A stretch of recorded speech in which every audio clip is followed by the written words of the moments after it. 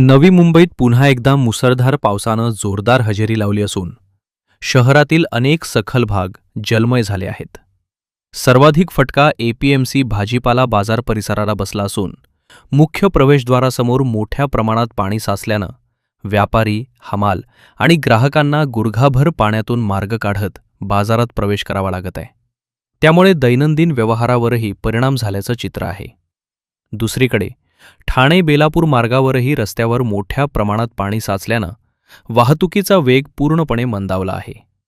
वाहनांच्या लांबच लांब रांगा लागल्या असून वाहन चालकांना अत्यंत सावधगिरीनं पाण्यातून वाहनं चालवावी लागत आहेत. काही ठिकाणी वाहतूक संथ गतीनं सुरू असून कार्यालयीन वेळ असल्यानं नागरिकांना मोठा मनस्ताप सहन करावा लागत आहे.